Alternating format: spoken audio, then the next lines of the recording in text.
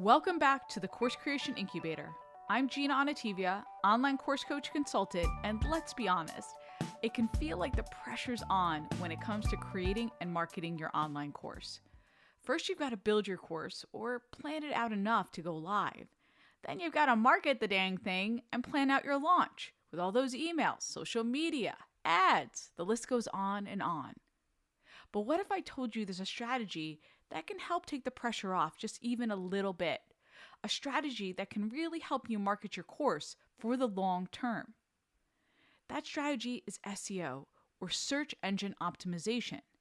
And just in case you're newer to the SEO game, SEO is the practice of increasing the quantity and quality of traffic to your website through organic search engine results. I got that definition from Oz.com, by the way. I really love their content. Basically, you want to get quality traffic to your opt-in pages, your sales pages, any resources you have on your website, including your contact page, by the way, so you can sell more online courses. That's the bottom line. The good news is, even small steps can make a big difference with SEO.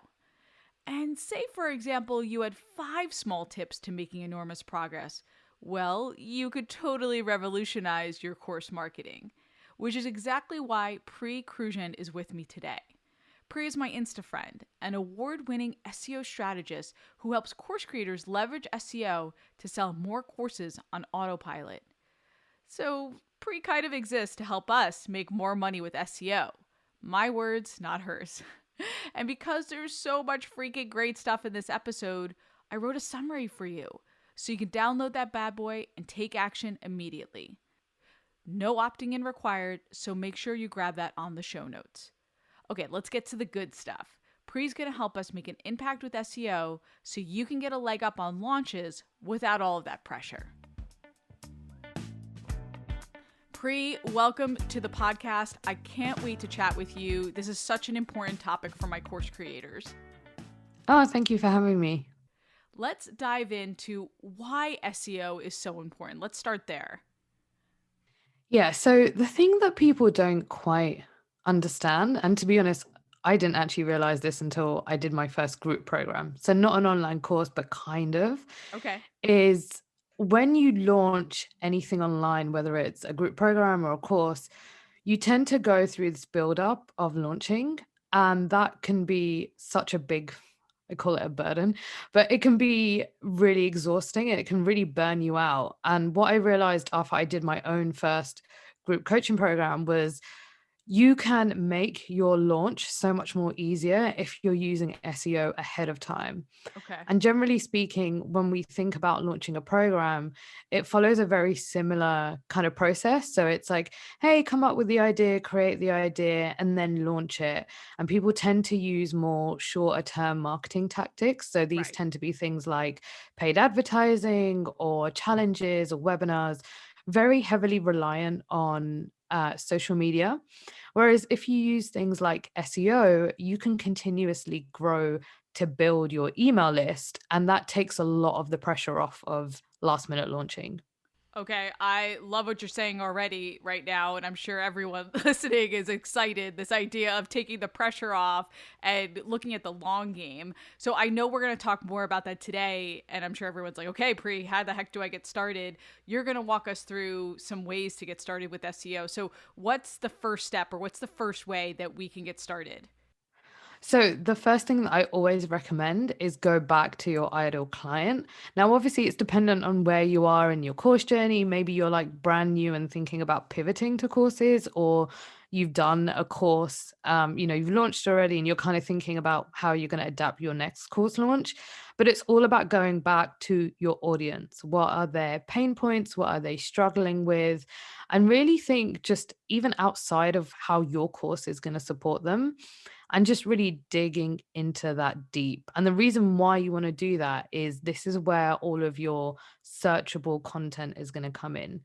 So, searchable content is content that you can create today that will continue to drive, leads or sales for years to come. It traditionally is things that can be searched by keywords in a search engine. So, we're talking blog post, we're talking podcast like this one, YouTube is great, video marketing, but also outside of that, you have things like Pinterest or even now Instagram, you can start searching by keywords. So once you know that key start of what problems do they have, who am I talking to, it just makes the rest of your SEO strategy so much more easier because you can connect the dots between what their problems are and how you're going to solve them.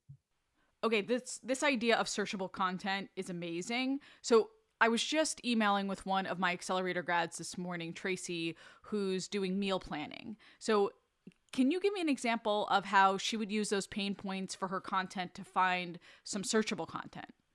Yeah, sure. So, at the end of the day, what is the reason her audience is looking for meal planning, for example? Are they really busy?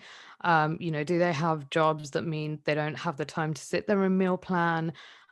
Is it just they're not interested? Perhaps they've got other priorities in life. Really digging in deep into what problems is she going to be solving Okay. and then going ahead and creating content around that. So, it could be content where she challenges people that perhaps aren't interested in her service. So, perhaps they are, busy mums or busy parents who feel like they would, they're doing a disservice to their family if they're not meal prepping, but they don't have the time. So, it's really figuring out what stage is their audience at for that particular part of their journey. So really mapping out where are they right now and where's the end point, which in her case would be come speak to me about meal prepping and buy one of my services. So it's what journey do they take from being unaware, not familiar that they have that problem, to being so aware that they want to go ahead and buy her services. Okay, great. So do that research in advance and then put that content on her site, right? Whatever that becomes, if it's blogs or videos or whatever she chooses to do each week. Is that right? Yeah, and this is really where the market research thing comes in. So once you've identified who those audiences are, and you could have multiple, you could have three, four different types of people, it's really going out there, finding them and speaking to them, figuring out, hey, this is what I think your problem is. Is that relevant? And also finding out where they're consuming content, because there's no point you creating a podcast, for example, if your audience is looking for videos on YouTube. And once you figure that out, you can then do things like, keyword research to find out what type of content are they looking for? Are they looking for how-to content? Are they looking for really in-depth, kind of blog post? Is it just a quick snapshot FAQ? Once you can get into the psyche of who they are and what they want, that is where you can start creating your searchable content for your website. So I don't want to go too far into keyword research because we could do a whole podcast about that. But what's one tool that you suggest that, say, Tracy or my course creators could do a little bit of research to get started? Yeah, I'll give you two actually Okay, because I think they work really well great. and they're both affordable. Well, I feel like, even for someone that's starting off, they're quite affordable. So one is probably quite well known. It's a Chrome extension. It's really easy to use. It's called Keywords Everywhere. Okay. You can buy, I believe, 10,000 credits for about $10, or at least that was how much I spent when I bought it. And the beauty of this is it makes keyword research a lot more easier. So you download the extension, buy the credits, and then whenever you're searching for something in Google directly, it will tell you the search volumes in it. So Love that. no need to faff around, buy subscriptions for other tools. This is super simple. The other one that I recommend using is called Keyword Finder by Mangles. So I'll spell that because it's a bit of a weird brand name. Okay. Mangools. They actually have 5 tools in one. And it's about $49, 49 euros, sorry, a month, which is a little bit more. But the good thing about that is it has a lot of keyword information. So you can search for questions as well, which is great for blog posts. But within the tool, you can actually go in and start tracking how well you're performing for certain keywords, which is really beautiful because, you want to go in and see whether any changes you're making are having a good impact or not. Yeah, you want to see if you're ranking, right? Exactly. Yeah. That's great. Okay, tell me about way number two. So number one is searchable content. Second one, you're going to talk to us about our sales pages, right? Yeah, so I feel like as kind of online businesses, we don't perhaps understand how SEO kind of brings everything together. So I've worked corporate side and it kind of got, I was at a level where no changes on the website were made unless it went through, either me or someone in my team. And it was because the tiniest changes you make on your website can have such a big impact. And some of the mistakes I guess I see, course creators doing is not having their sales page on their actual website. There's some great platforms out there, lead pages and stuff like that, that make creating your sales page so easy. But you want to have your sales page on your own website, on your domain. And it's because it gives you the freedom and it gives you the analytics that you need so you can start making changes on your website and making the tweaks that you need. So, an example of this is if you've got it on your website, it's very easy for you to track exactly where your clicks are coming from, where in your marketing people are finding you and how they're actually connecting to your sales page. It also gives you the option to rank your sales page, which I don't see a lot of people doing. So generally what I see people doing is they will launch a product, they'll do a wait list, they'll have the open cart, and then as soon as a cart closes, they'll remove the sales page and they Mm-hmm. will just leave that. And what that means is your page never fully ranks in Google, or if it does, as soon as you remove the page, it drops out. And the way that kind of the course creation industry is growing, we really need to keep our sales pages open and on the website. You can close the cart and put your, wait list Wait list. sign up there. Exactly. You can do that. But really utilizing your sales page as a way to get people onto your email list is great. And you can play around with things. You can really use the power of keywords to get people onto your sales page through Google. And kind of going forward, I guess, once you've built a personal brand, people are going to be searching for the name of your courses. So to have that in Google is really powerful. Okay, so what I'm hearing is one, make sure our sales pages are part of our main website, easy enough. But then two, you're right. Sometimes course creators will completely remove their sales pages off their site until it opens back up. But you're saying keep that page up, make whatever changes you need to make between promos, and then perhaps I could rank for Google and Google recognizes that. Yeah, exactly. And it's kind of that point where, um, you know, simple changes that I think could be really powerful. So, a lot of the times we have FAQs on our sales pages, and, I'm going to put my hand up here. I do this on mine. And the reason why I do it is I test a lot of stuff on my own website before I tell others to do it. Good. But, a lot of the time, what I see is we use our FAQs to be like, how long is this course? What modules are included? When in reality, what we really should be doing is doing the keyword research to find out what problems do people have. So Mm. let's say if you are a Facebook ad strategist, instead of on your sales page having FAQs about, how long is this going to take for me to complete? You should really go in and find out what issues are people having about Facebook ads and use those FAQs to then go ahead and answer those, because that's what people are going to be searching for. And at the end, I'll give you like a bit more of an advanced tip on FAQs and how you can use them. But that's small tips that you can do that I don't see a lot of course creators using right now. No, I think you're right. I think the nuance here is we use the FAQs sometimes for logistics when we could be using them for objections. And 100%. yeah, that's great. Okay, I'm looking forward to that advanced tip. Tell me about way number three or tip number three. Yeah. So I think, one of the things that I definitely recommend doing is going ahead and creating backlinks for your sales page. I guess a lot of people aren't doing this right now because we're removing the sales page altogether. So we're Mhm. not actually sitting there and keeping it live. But now we will keep it live because we've been listening to you, Pri. So we're gonna do it.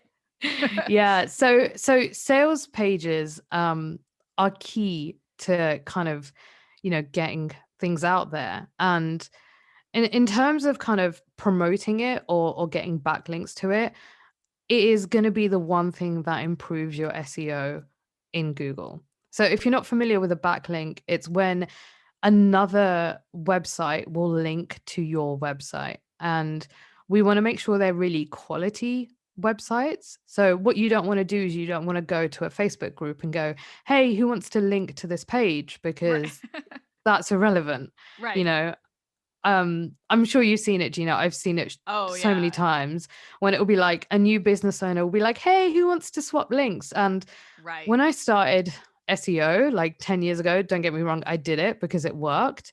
But the way that we have to look at this is if I landed on your website and you are linking to another website and that's not relevant, not only is it going to provide me a bad experience, but it's also going to make me think about you as a business owner. Like, why is this Yeah. person Doing this. creating exactly? But having really strong, powerful backlinks can be useful because you start to build collaborations with other people and you start to build relationships with them. And not only does it help from an SEO point of view, it will also continue to drive sales. Eventually, when you do set up more advanced selling techniques like evergreen funnels, for example. Yeah. So, the way to kind of use this is to go back to again your audience and think about, apart from the problem you are trying to solve, who else are they going to be working at? Who else are they going to be working with? What other problems do they have in their personal life or their business? And start to collaborate with those people, similar to obviously how we're doing now, Gina. Yeah. It's kind of, I reached out to you and it was like, hey, I think I'd be able to support your audience and give them a lot of value, and just doing simple things like that. um Getting podcast appearances are key. And this could be two things. One, you could either direct them directly to your homepage, or you could go ahead and promote your course. You could say, hey, I've got this great course, I think it'd be really valuable, and ask the podcast owner, creator, to add a link to your sales page at the end of it. And what happens over time is when you start to build backlinks, it really shows Google that you can be valued and trusted. And that's really what Google wants to do. There's a thing called EAT, which is expertise, authoritativeness, and trustworthiness.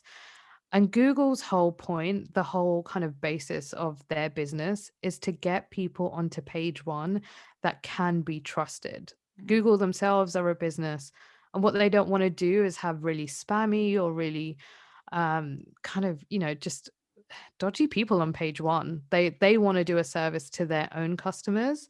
And so if you can get out there and you can prove to Google, like, I am an authority in my industry. This is why my domain authority, which is the score that you get when you create more backlinks, is so powerful, because people are linking to me.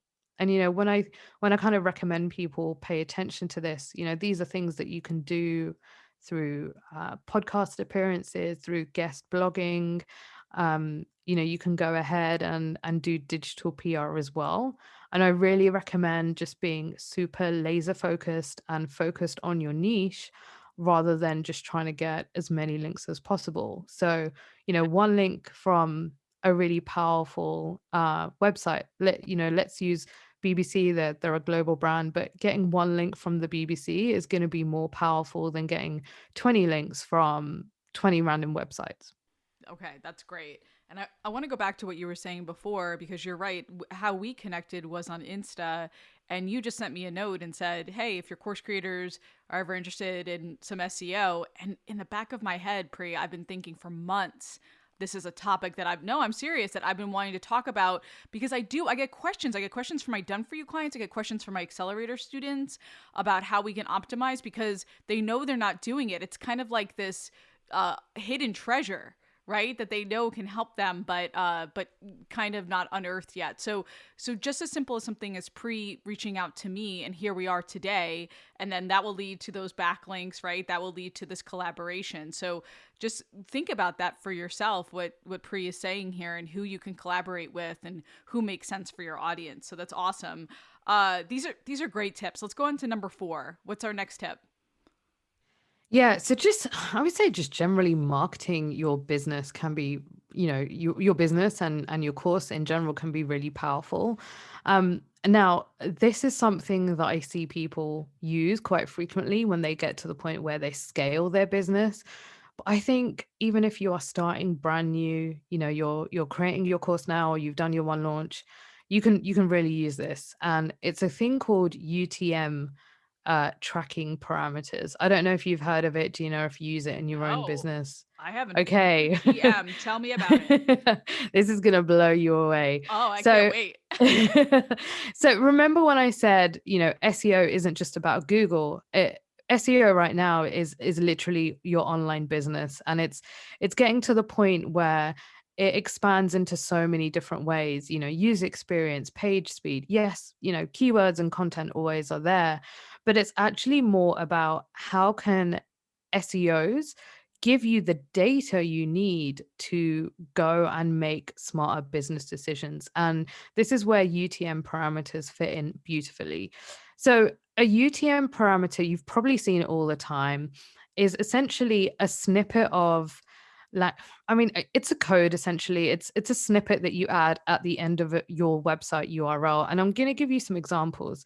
So, if you've ever been on Facebook or Instagram and you've clicked on an ad, and when you click on the ad, you have a look at the kind of search bar at the top, the where you put your URL in, you'll see that they have a whole bunch of kind of words behind it. It usually starts with a question mark, and then it will Hmm. go on with The a long tracking. string. Exactly. And that Yes. is what UTM parameters are. Oh, And this I know what is that is. I just didn't know it had that name there. There you Oh, go, there you Pri. go. There you go.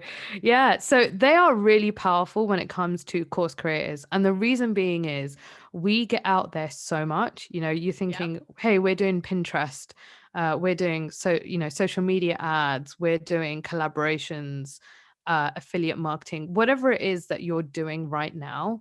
How do you know at the end of the day It's what working. channels, yeah, how do you know which channels are actually driving traffic, but not only driving traffic but actually going ahead and bringing in those conversions? Right. And that is where this comes in, and it's so powerful to use. So with UTM parameters, they're simple to set up. Google has a free tool. If you type in UTM tracking tool, it will pop up. It's like the first or the second link. But essentially, what happens is you can add in all the different parameters. So you can, let's use an example here. Let's say if you use social media and you're going to post a link in a Facebook group, Okay. and you want to know exactly what Facebook group it is, you can add all of this information in a UTM parameter. So at the end of your launch, you can go in and say, right, I know that I posted my link, my course link, in these 5 groups. And out of these 5 groups, these 2 drove the most traffic, but actually these 3 drove the most conversions. Well, now you know next quarter or your next launch which groups you should be paying attention to. So rather than scattergunning your attention in 10 groups, you might focus to only do it in 3 groups. And you can also use this for Pinterest. So let's say if you've got 5 designs, a blog post or your course, whatever it is that you're doing, you can go in and figure out exactly what design is driving people to your website. And you can use that design over and over again. You can tweak it, you can change the colors.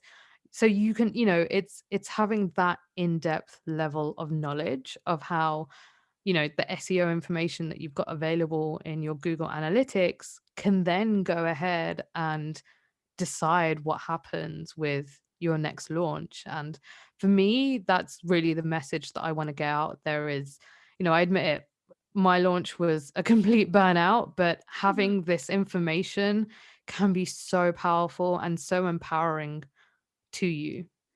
This is great because I think sometimes we think we're only going to track our ads, right? With our pixel, let's say with the Facebook pixel. But sometimes I get course creators who say, oh, well, those posts totally bombed or that didn't do well. Well, it's like, show me the metrics, right? Show me the fact that you know this didn't drive traffic and now you have an actual tool to do so, Pri. Yeah, exactly. And it just makes it so much more easier. And I think a lot of the time, I like to go on my intuition and I like to make decisions from the gut, but 9 out of 10 times, the data is telling you right there. Like it's telling you Yeah, where to spend your time, it's right. telling you where to spend your money, and it will just cut out the noise. And especially at the beginning part of, pivoting to course creation or doing your first couple of launches, you are such a sponge and you're trying to absorb as much information and really figure out what works for me and my audience. And a lot of the time, and really what I've learned in my own business is there's a lot of great advice out there, but just because someone has a Facebook group and does live launching doesn't mean it sits well with me. Mm-hmm. Um, Exactly. so having that is just incredibly powerful tool to have in your business. Okay, great. So we're going to start tracking all these different pieces with our UTM parameter. What's your, I could talk to you forever. What's your fifth and final tip for us to get started with SEO? Yeah, so I would say my final tip is to become best friends with Google Analytics. Okay. Get it set up. I know it can be really overwhelming in there because there's so much information. But really, what you want to do is you want to go and set up your goals. That's like the minimum thing that I recommend people do. So, a goal in Google Analytics is essentially a conversion to the point of someone doing something on your website. It's an action Mm-hmm. they have to take. So, the kind of goals that I really recommend are things like downloads. If you've got a freebie, that is something you want to track. If you have something on sale, whether it's your course or whether it's, uh, you know, a, a limited time offer that you have, or, even a kind of, $29, $39 offer, I recommend setting that up as a goal. If you have a contact form, set that up as a goal. And again, this goes back to the marketing side of things because what you want to figure out is what channels are driving the most conversions. So not only have you figured out, out of social media, which Facebook groups are driving me the most traffic, but you can set up these goals and figure out which goals are converting better on your website. So what you might find out is you might find out that people from Pinterest come to your website, they're least likely to buy your course, for example, but they're more likely to sign up to your email list. Mm-hmm. And so rather than creating a lot of content for Pinterest where, you're creating pins saying, "Hey, buy my Buy my course," course. Right. you could flip it around and say, "Well, actually no, I'm going to drive them to my email list." And that is Exactly. where your nurture sequence comes in. There's no reason why you can't get someone on your email list and pitch them your course within the first 5 to 10 emails. It's just, having that information again, it just makes it really more powerful. Okay, that's great. And just knowing that buying behavior or that opting in behavior, then you could do some really fun things with that, right? Knowing what your people are doing. Yeah, exactly. And, more than likely you'll realize that people on different platforms have different behaviors. So, Mm-hmm. if you know that people on Instagram are buying your product, they want to buy your course. Well, hey, if you need a cash injection, you know that you need to be on Instagram having a promo, right? Rather than Yep. going to a Pinterest, Facebook say. group, for example. Yeah, Yeah, exactly. that's You know great. exactly what to do and where to do it. Love it. Love it. Okay, before we wrap up, you said you have an advanced tip for us with the FAQs. Can we talk about that? Yeah, 100%. So this is quite advanced. But I'm going to give it out there because I think it's really intriguing. There is a markup language called Schema. Okay. Essentially, what Schema does is you can go ahead and put it on your website and it will tell Google the context of your page. So in this case, there is a markup called FAQ. You may see it in Google already, depending on what you're searching. But what essentially happens is when your page appears on page one, and it has to be on page one for this to work, Mm-hmm. is your FAQs will appear under your description. Ah, I like that. And what this means is you take up so much more real estate on Google. So traditionally, there's about 10, well, there is 10 pages that appear on Google unless they're testing something. But you can have FAQs on there and you could bump off to, 2 to 3 people on there, depending on how many questions you have. And why it's so powerful is depending on your industry, no one else might be using this. I don't see a lot of small businesses using it because they don't know about it. But you can mark it up so people can click on the question and your answer will also appear. And you could add internal links to that answer. Wow. And, again, powerful, really Powerful. powerful. And So you're taking on those objections, you're dealing with the pain points, and then you're ranking, you're saying you're taking up more space, much more powerful presence for you, right? exactly. And, it's just going to be give you that extra edge that other people in the industry don't have. Wow. Okay. I think if you are listening right now and you take even just a few of these pieces that Pri is talking about, you can make a huge impact on your business. Pri, I'm going to have you back because there's just so much more to talk about. In the meanwhile, how can we learn more about you and your work? Yeah, so you can follow me on Instagram. It's at brilliantly visible. Alternatively, if you want to learn a bit more about sales pages, I do have a great freebie on my website. So you can go to www.brilliantlyvisible.com/Gina, and that will send you exactly to the page. And I'm just going through, similar to the FAQ markup, a couple of other things that I really suggest you have a look at when it comes to your sales page. Okay, so can we just point out, so it's slash Gina, right? So I know she's tracking to see how the impact of this podcast, right? No, I think that's great. Like how meta of us to just talk about that because you want to see, okay, what kind of impact am I going to get from this podcast? I think that's brilliant. So let's learn from Pri. Pri, thank you so much for being on. I really appreciate it. Yeah, thank you for having me on. Okay, what did you think of Pri? And what's the very first action you're going to take to implement a few of those strategies into your business? Remember what Pri said, it doesn't take a lot to make a big impact with SEO. Drop me a line at Course Creation Boutique and let me know what action you're going to take.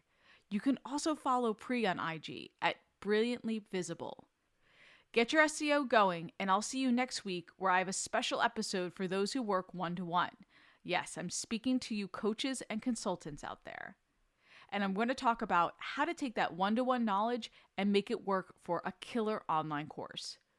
Please rate and review this episode, especially if you're listening on iTunes, and then subscribe. Love to get the word out about this podcast. Until next week, go create, be you and be brilliant, and get it done.